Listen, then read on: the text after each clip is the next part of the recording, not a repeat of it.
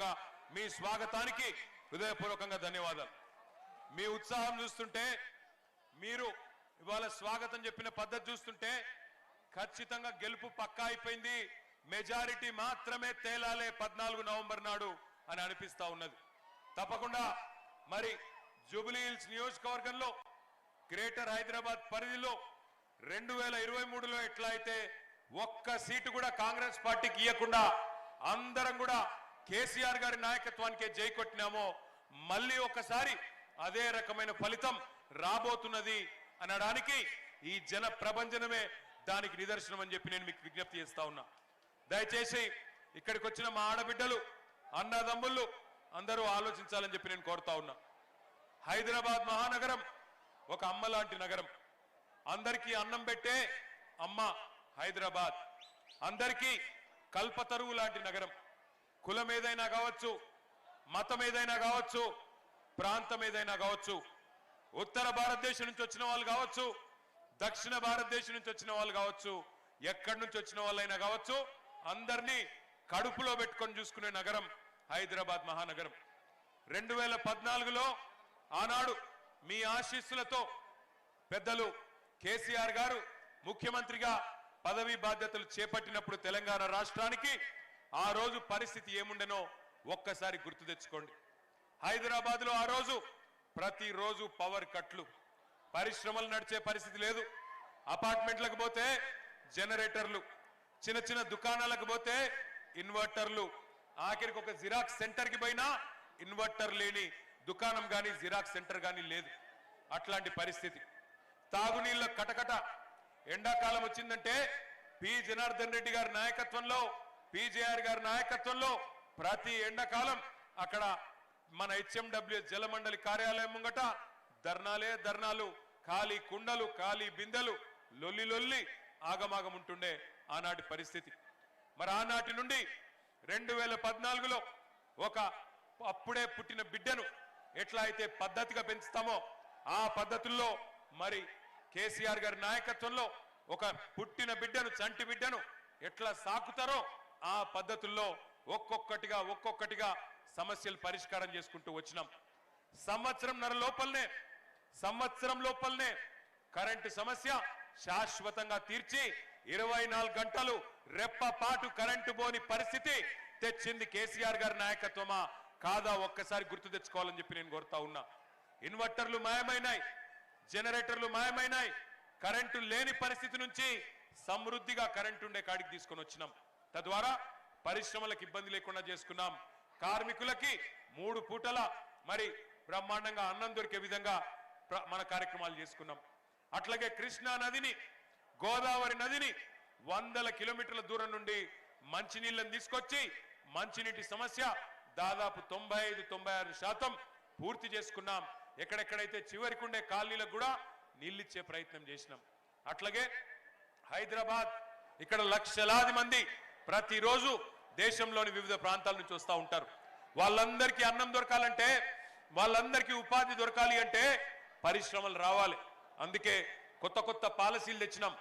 IT policy, electronic policy, power policy, ఒక్కొక్కటిగా Apple, Google, Amazon, Foxconn పెద్ద పరిశ్రమల్ని హైదరాబాద్ కి దేశ విదేశాలు తిరిగి పెట్టుబడులు పట్టుకొచ్చి 3 లక్షలుండే ఐటీ ఉద్యోగులు తెలంగాణ వచ్చినాడు హైదరాబాద్ లో.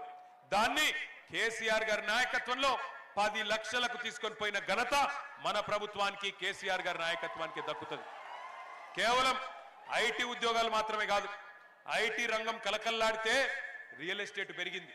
రియల్ ఎస్టేట్ పెరిగితే వ్యాపార వాణిజ్య చిన్న సముదాయాలు, చిన్న దుకాణాలు, చిన్న వ్యాపారాలు అన్ని పెరిగినాయి. అన్నిటికీ గిరాకీ వచ్చింది. ఒక ఓలా, ఊబర్, జొమాటో, స్విగ్గీ, ఇంకా మైంట్రా ఏమేమి ఉన్నాయో అవన్నీ గిగ్ వర్కర్లు, వాళ్ళకు కూడా పిల్లలకు వేలాది మందికి ఉపాధి అవకాశాలు వచ్చినాయి. అట్లా 10 ఏళ్ల పాటు బ్రహ్మాండంగా మంచినీళ్ళ సమస్య తీర్చుకొని, కరెంటు సమస్య తీర్చుకొని, మంచి పాలసీలు తీసుకొచ్చి బ్రహ్మాండంగా పెట్టుబడులు ఆకర్షించి హైదరాబాద్ లో శాంతి భద్రతల సమస్య లేకుండా, కులము, మతము, ప్రాంత పేరు మీద పనికిమాలిన పంచాయతీలు పెట్టుకోకుండా బ్రహ్మాండంగా 10 ఏళ్ల పాటు కంటికి రెప్పలాగా హైదరాబాద్ నగరాన్ని కాపాడిన ఘనత పెద్దలు కేసీఆర్ గారిది. మరి ఇప్పుడేమైతున్నది? మీ కండ్ల ముంగట్నే కనబడతా ఉన్నది. ఇవాళ రేవంత్ రెడ్డి గారు కాంగ్రెస్ పార్టీ మరి అభివృద్ధిలో మనతో పోటీ పడే పరిస్థితి లేదు, సంక్షేమంలో మనతో పోటీ పడే పరిస్థితి లేదు. అందుకే మడిలో ఉండే రైతును మోసం చేసినారు, బడిలో ఉండే పిల్లల్ని మోసం చేసినారు, గుడిలో ఉండే పూజారుల్ని మోసం చేసినారు, మసీదులో ఉండే ఇమాము మౌజన్లను మోసం చేసినారు, చర్చిలో ఉండే బిషప్లు ఫాదర్లు పాస్టర్లు వాళ్ళని మోసం చేసినారు. సబ్బండ వర్గాలు అందరినీ మోసం చేసి అడ్డగోలు హామీలిచ్చి అరిచేతిలో వైకుంఠం చూపెట్టి అధికారంలోకి వచ్చినారు. మీకు అనుమానం వస్తుంది, అన్నా నువ్వు చెప్పేది నిజమేనా? మరి 2 ఏళ్ళైంది కదా, ఏం చెప్పిండ్రు కాంగ్రెస్ వాళ్ళు నిజంగా అని ఒక్కసారి మీకు గుర్తు చేయవలసిన బాధ్యత నా మీద ఉన్నది. ఇక అందుకే ఈ టీవీలు పెట్టినాం. ఎందుకు? మీకు వాళ్ళ మాటలు వాళ్ళ ద్వారానే మీకు వినిపించాలని చెప్పి ఒక్కసారి రేవంత్ రెడ్డి మాట్లాడిన మాటలు ఎన్నికలకు ముందు అడ్డగోలు హామీలు ప్లే చేయాలని చెప్పి కోరుతా ఉన్నా. ఈ గ్యారెంటీ పత్రం మీకు ఇస్తారు, ఇది దాచి పెట్టండి. పోలింగ్ బూతుల ఓటు వేయడానికి పోయినప్పుడు దీనికి దండం పెట్టండి, పూజ చేయండి. దేవుడా మా కష్టాలు తీరాలి, ఇందిరమ్మ రాజ్యంలో ఈ 6 గ్యారెంటీలు అమలు కావాలి అని మనం దేవుడిని మొక్కుని దీనికి పూజ చేసి డిసెంబర్ 9, 2023 ఉదయం 10:30 గంటలకు ఇందిరమ్మ రాజ్యం 6 గ్యారెంటీల మీద తొలి సంతకం పెడుతుంది. 100 రోజుల్లో ఈ పథకాలను అమలు చేస్తా.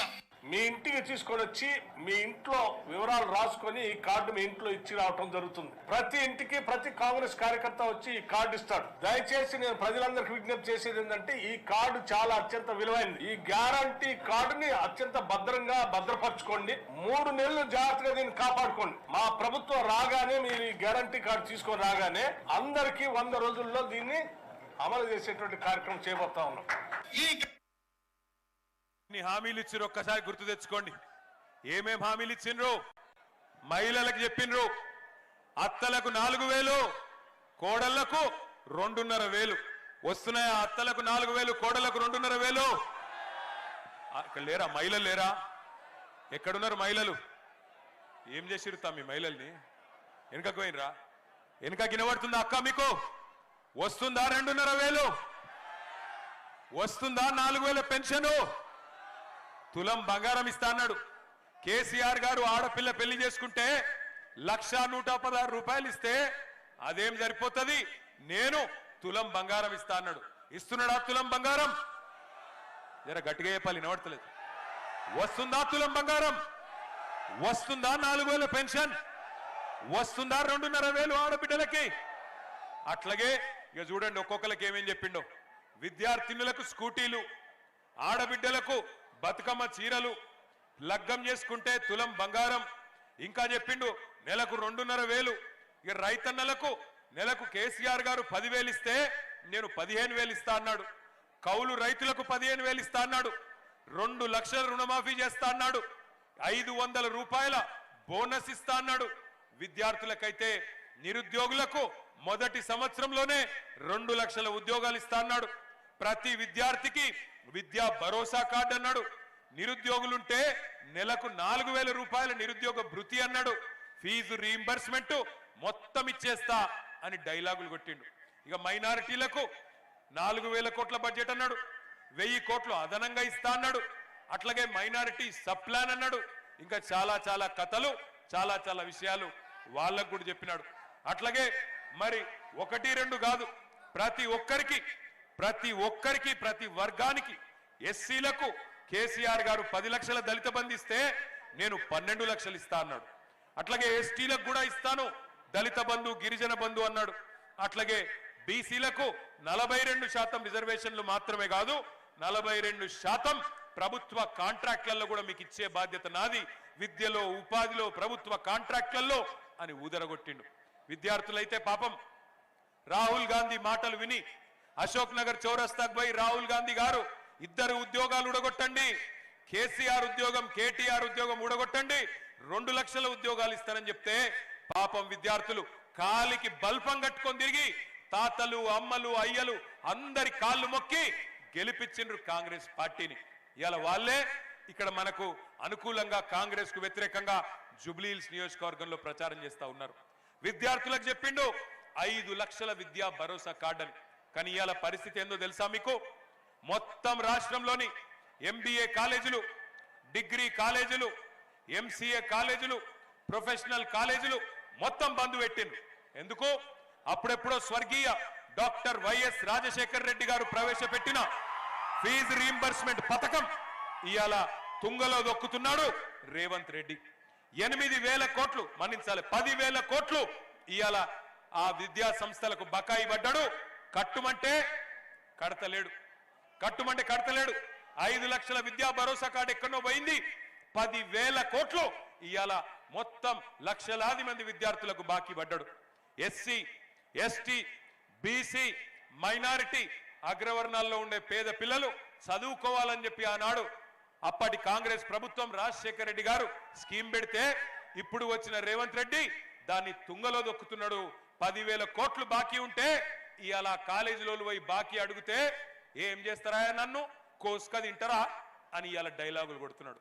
డైలాగులు కొట్టుడే కాదు, కాలేజీలను బ్లాక్ మెయిల్ చేస్తున్నాడు. విజిలెన్స్ దాడులు చేపిస్తా, నీ మీద కాలేజీల మీద విజిలెన్స్ దాడులు చేపిస్తా, కాలేజీలు మూపిస్తా అని ఇవాళ బెదిరిస్తా ఉన్నాడు రేవంత్ రెడ్డి. 5 లక్షల భరోసా కార్డు ఎక్కడో పోయింది. కాలేజీలకు భరోసా లేదు, విద్యార్థులకు భరోసా లేదు, వాళ్ళ భవిష్యత్తుకు భరోసా లేదు. లక్షలాది మంది తల్లిదండ్రులకు ఇలా కంటి నిండా నిద్రలేని పరిస్థితి తెచ్చిండు రేవంత్ రెడ్డి. ఒక్కసారి ఆలోచించమని కోరుతున్నా. లక్షలాది మంది పిల్లలకు ఫీజు కట్టనోడు జూబ్లీహిల్స్ అభివృద్ధి చేస్తారంటే నమ్ముదామా? లక్షలాది మంది పిల్లలకు ఫీజు రీయింబర్స్మెంట్ ఇయ్యనోడు జూబ్లీహిల్స్ లో అభివృద్ధి చేస్తా ఓటేయండి అంటే నమ్ముదామా? నమ్ముదామా? అట్లాగే ఉద్యోగులకు చెప్పిండు కథలు. కొత్త PRC ఇస్తా, మీ DL ఇస్తా, కేసీఆర్ ఇచ్చిన దానికంటే ఎక్కువ ఇస్తా అని ఉద్యోగులకు చెప్పిండు. ఇవాళ ఉద్యోగులందరికీ గత 2 ఏళ్లుగా వేధించక తింటున్నాడు. ఒక్క DA ఇయ్యలే, PRC దిక్కు లేదు, ఉద్యోగుల మాట గాని ఉద్యోగ భద్రత గురించి గాని పట్టి లేదు. వాళ్ళని కూడా పక్కకు పెట్టిండు. ఆఖరికి ఎంత ఘోరం అంటే ఈ ఎల్లారెడ్డిగూడ ప్రాంతంలో, సోమాజిగూడలో, శ్రీనగర్ కాలనీలో చాలా మంది రిటైర్డ్ ఉద్యోగులు, పెన్షనర్లు ఉంటారు. వాళ్ళ పరిస్థితి ఎంత దయనీయంగా మారింది అంటే ఈరోజు రిటైర్డ్ ఉద్యోగి ఎంత ఎట్లుంటారు? రిటైర్డ్ ఉద్యోగులు అంటే జీవితం అంతా కష్టపడి పనిచేసి ఆ GPF, గ్రాట్యుటీ, ఇంకా వాళ్ళకి ఏవైతే బెనిఫిట్స్ రావాలనో వాటి కోసం ఎదురు చూస్తూ ఉంటారు. ఒక్కొక్కరికి 30 లక్షలు 40 లక్షలు వచ్చేది ఉంటుంది. ఇలా అవి కూడా 2 ఏళ్ల నుంచి ఇస్తలేడు రేవంత్ రెడ్డి. పిల్లల పెళ్లిళ్ళు చేయాలి, పిల్లలకు ఎడ్యుకేషన్ లోన్లు ఉంటే కట్టాలి, ఇంటి మీద EMIలు ఉంటే కట్టాలి. పాపం ఎదురు చూస్తూ ఉన్నారు. 2 ఏళ్లకెళ్ళి చకోర పక్షి లెక్క చూస్తున్నారు. చూసి చూసి గుండెలాగిపోతున్నాయి ఇవాళ రిటైర్డ్ ఉద్యోగులై. కానీ రేవంత్ రెడ్డి మనసు కరుగుతలేదు. రిటైర్డ్ ఉద్యోగులకు కూడా నేను ఇయ్యపో అంటున్నాడు. ఇవాళ కాలేజ్ వాళ్ళు ఫీజు అడిగితే వాళ్ళని బెదిరిస్తాడు, నిరుద్యోగులు ఉద్యోగాలు అడిగితే వాళ్ళని బెదిరిస్తాడు, ఉద్యోగులు DAలు అడిగితే బెదిరిస్తాడు, రిటైర్డ్ ఉద్యోగులు బెనిఫిట్స్ అడిగితే బెదిరిస్తాడు. ఇవాళ నేను అడుగుతా ఉన్నా, నువ్వు నడుపుతున్నది సర్కారా లేక నువ్వు నడుపుతున్నది రౌడీ దర్బారా? ఇంతమందిని బెదిరించి ఏం సాధిస్తావు రేవంత్ రెడ్డి అని నేను అడుగుతా ఉన్నా. అట్లాగే నేను ఒక్క మాట మిమ్మల్ని కూడా ఆలోచించమని అడుగుతున్నా. నీతి వాక్యాలు చెప్తున్నాడు రేవంత్ రెడ్డి. నిన్న మొన్న చూసిన నేను ఉద్యోగాల పత్రాలు ఇచ్చే కేసీఆర్ గారి టైంలో పరీక్షలు పెడితే ఈయన పత్రాలు ఇచ్చుకుంటూ పోయి అక్కడ మాట్లాడుతున్నాడు. ఉద్యోగులు మీరు మంచిగా చూసుకోవాలి, తల్లిదండ్రిని చూసుకోకపోతే మీ జీతంలోకి వెళ్ళి 15% కటింగ్ పెడతా అని డైలాగులు కొడుతున్నాడు రేవంత్ రెడ్డి గారు.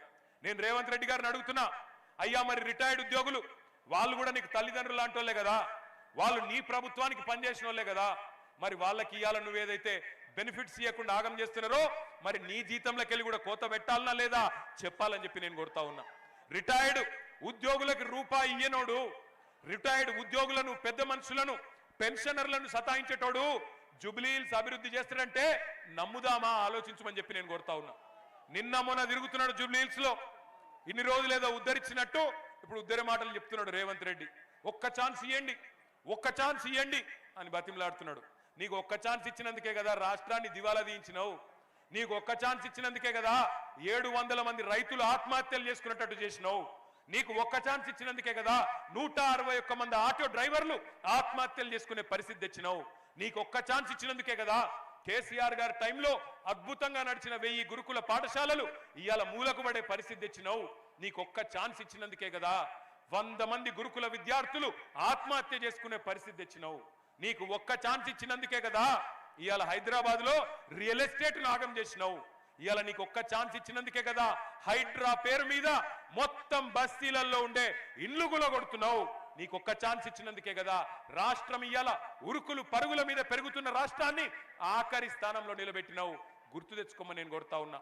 ఇందిరమ్మ రాజ్యం నా కోట్లేయండి అని చెప్పి, తులం బంగారం అని చెప్పి, నెలకు 2,500 అని చెప్పి, 4,000 పెన్షన్లు అని చెప్పి, వికలాంగులకు 6,000 పెన్షన్లు అని చెప్పి అందరినీ మోసం చేసి ఆఖరికి ఇందిరమ్మ రాజ్యం అంటే ఇండ్లు గులగొట్టుడే ఇందిరమ్మ రాజ్యం అన్నట్టు దుర్మార్గంగా వ్యవహరిస్తున్న మాట వాస్తవం కాదా? ఒక్కసారి మీరు కూడా చూడండి ఏ రకంగా హైడ్రా భూతం ఇవాళ గరీబోళ్ళ ఇండ్లు గులగొడుతున్నదో ఒక్కసారి చూడమని చెప్పి నేను కోరుతా ఉన్నా.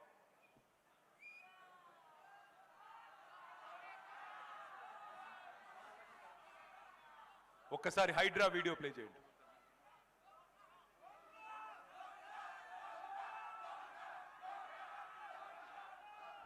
ఇచ్చేది వాళ్ళు, కూల్చేది వాళ్ళు, చంపేది కూడా వాళ్ళైతే బాగుంది. చంపేయండి వదిలిపోద్ది.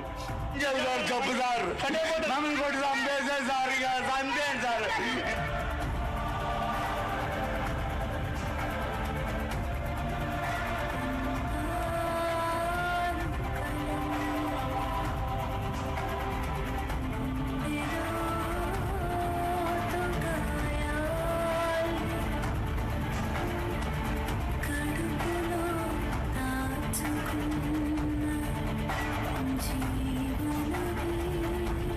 ఇల్లు పూలగొట్టి 3 రోజులు అవుతుంది సార్. బుక్స్ కూడా బయట వదిలిపోయారు సార్. ఎగ్జామ్స్ నడుస్తున్నాయి సార్. మేము రోజు నుంచి ఏం తినలేదు సార్.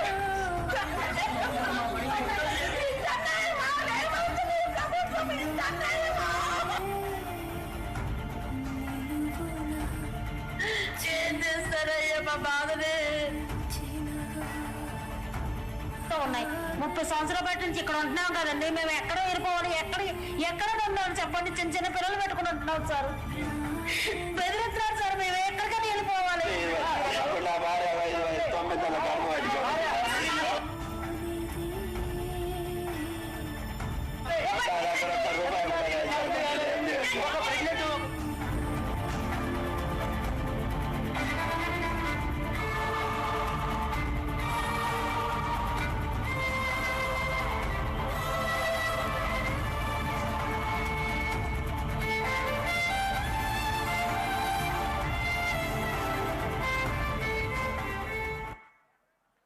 ఒక్క మాట దయచేసి ఆలోచించమని అడుగుతున్నా.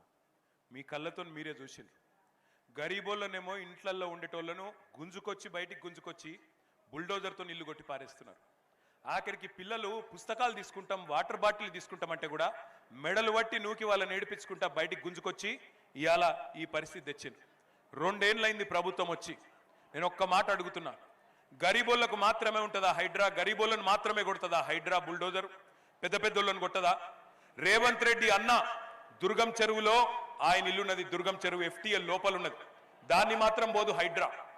పట్నం మహేందర్ రెడ్డి ఇల్లు తాలాబ్ మధ్యలున్నది. అక్కడికి మాత్రం పోదు హైడ్రా. మంత్రులు పొంగులేటి శ్రీనివాసరెడ్డి, మంత్రులు వివేకు వాళ్ళ ఇండ్లు చెరువులలుంటే అక్కడికి పోదు హైడ్రా. కానీ ఇగో ఈ గరీబోళ్ళ ఇండ్లకు పోయి వాళ్ళ ఇండ్లకెళ్ళి బయటికి గుంజి ఈ 2 ఏళ్లలో ఎన్ని వేల ఇండ్లు గులగొట్టిండో రేవంత్ రెడ్డి ఒక్కసారి యాద తెచ్చుకోండి. నేను ఇక్కడ ఎల్లారెడ్డి గూడలో ఉండే మా అన్నదమ్ములను, మా ఆడబిడ్డలను ఒకటే కోరుతున్నా, ఈ పోటీ ఆషామాషి పోటీ కాదు. ఇదేదో మామూలుగా ఆల్తు ఫాల్తు ఎలక్షన్ కాదు. ఈ ఎలక్షన్ లో పోటీ జరుగుతున్నది కారుకు బుల్డోజర్కు. రేపు మీ ఇంటికి కూడా బుల్డోజర్ రావద్దంటే మాగంటి సునీతమ్మ గెలవాలి, కేసీఆర్ గెలవాలి, బీఆర్ఎస్ గెలవాలి. లేకపోతే రేపు మీ ఇంటికి బుల్డోజర్ వస్తే అడిగేటోడు ఉండడు, కాపాడేటోడు ఉండడు. రేపు మీ ఇంటికి బుల్డోజర్ వస్తే అడ్డుకునే దమ్మున్న నాయకులు ఉండాలి అంటే ఎల్లుండి 11 తారీఖు నాడు కారు గుర్తు మీద ఓటేయాలి. కేవలం బుల్డోజర్ కడ్డం వచ్చేది కారు మాత్రమే తప్ప ఇంకో పార్టీతోనో ఇంకో నాయకుడితోనో కాదు. దయచేసి ఆలోచన చేయండి. కేసీఆర్ గారు ఉన్నప్పుడు గరీబులకు సాయం చేసిండు. కేసీఆర్ కిట్ ఇచ్చిండు. బిడ్డ పుడితే, ఆడబిడ్డ పుడితే 13,000 ఇచ్చిండు.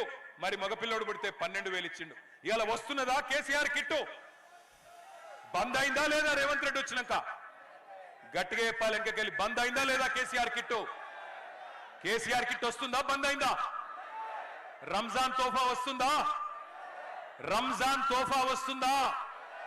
బతుకమ్మ చీరలు వస్తున్నాయా? క్రిస్మస్ గిఫ్ట్ వస్తుందా? దళిత బంధు వస్తుందా? మైనారిటీ బంధు వస్తుందా? ఇవాళ రైతు బంధు వస్తుందా?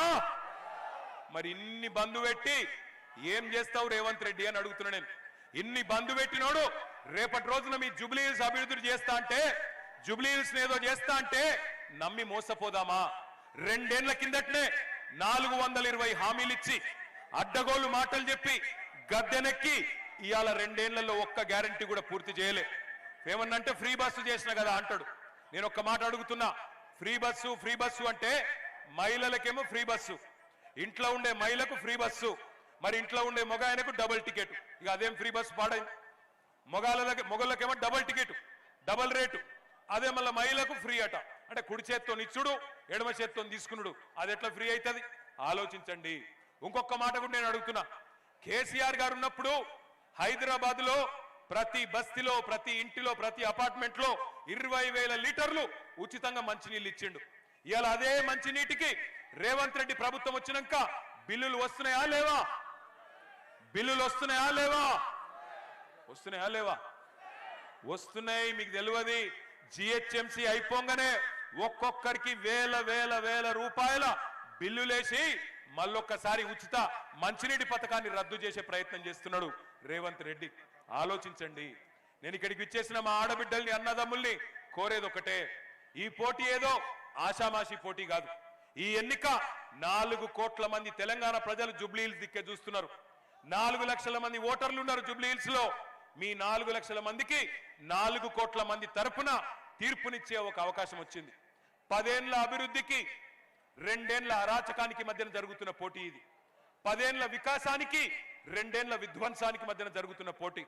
10 ఏళ్ల సంక్షేమానికి 2 ఏళ్ల సంక్షోభానికి మధ్యన జరుగుతున్న పోటీ ఈ పోటీ. ఈ పోటీలో తీర్పు చెప్పాల్సింది మీరు. మీరే జడ్జిలు, మీరే న్యాయ నిర్ణేతలు. ఎవరి పరిపాలన సరిగ్గుండే? 10 ఏళ్ల కేసీఆర్ పరిపాలన బాగుండేనా? 2 ఏళ్ల కాంగ్రెస్ పరిపాలన బాగుందా? దాని మీద తీర్పు చెప్పవలసిందిగా మిమ్మల్ని అందరినీ నేను కోరుతా ఉన్నా. 11 తారీఖు నాడు దయచేసి నేను మిమ్మల్ని కోరేది, మీరు హైదరాబాద్ లో మన వాళ్ళు ఓట్లకు తక్కువ వస్తారు, ఓట్లకు రారు. చదువుకున్న వాళ్ళు అయితే అసలుకే రారు. ఎందుకు అంటే ఏమైతుంది, నా ఒక్కలో ఓటుతున్నా అనుకుంటారు. రేవంత్ రెడ్డి ఆలోచన చేస్తుండట, ఎట్లాగూ మర్యాదగా కొట్లాడితే, ఫెయిర్ గా కొట్లాడితే, నిష్పక్షపాతంగా కొట్లాడితే అడ్రస్ లేకుండా ఓడిపోతామని అర్థమైపోయింది. దొంగ ఓట్లను నమ్ముకున్నాడు, దొంగ ఓట్లు వేయించే పనిలో ఉన్నాడు. అందుకే ఇక్కడికి వచ్చిన ఆడబిడ్డలను, అన్నదమ్ములను నేను చేతులు జోడించి కోరుతా ఉన్నా, దయచేసి 11 తారీఖు నాడు ఓటింగ్ కు రండి, పాల్గొనండి, మీ తీర్పు చెప్పండి. 10 ఏళ్ల కేసీఆర్ పరిపాలన బాగుండేనా లేదా 2 ఏళ్ల కాంగ్రెస్ పరిపాలన బాగుందా ఆలోచన చేయండి. 10 ఏళ్ల అభివృద్ధి బాగుండేనా 2 ఏళ్ల అరాచకం బాగుందా ఆలోచన చేయండి. ఖచ్చితంగా మరి 11 తారీఖు నాడు పోలింగ్ కు వచ్చి మీ తీర్పు చెప్పాలని చెప్పి నేను కోరుతా ఉన్నా. ఒకసారి ఆ మోడల్ బ్యాలెట్ చూపెట్టండి. మోడల్ బ్యాలెట్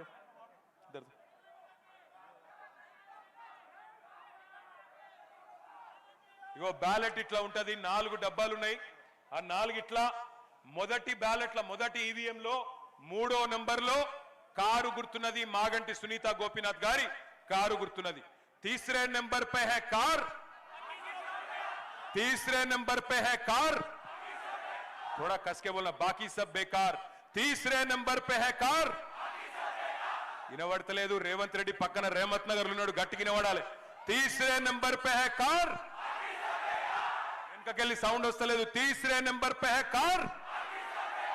3వ నంబర్ మీద కారు ఉన్నది, మిగతా అన్ని బేకారు. కాబట్టి దయచేసి 11 తారీఖు నాడు మీరందరూ కూడా ఆలోచించి మళ్ళీ తిరిగి కేసీఆర్ గారి పరిపాలన రావాలి అంటే జూబ్లీ హిల్స్ నుండే మన జైత్రయాత్ర మొదలు కావాలి. జూబ్లీ హిల్స్ లో మీరిచ్చే మెజారిటీతో కాంగ్రెస్ కు మైండ్ బ్లాంక్ అయి దిమ్మ తిరిగే విధంగా కుర్చీ మడత పెట్టి ఏం చేయాలో మీకు తెలుసుగా. జై తెలంగాణ, జై తెలంగాణ. కారు గుర్తుకే, కారు గుర్తుకే, మాగంటి సునీత గోపీనాథ్ గారి కారు గుర్తుకే జై.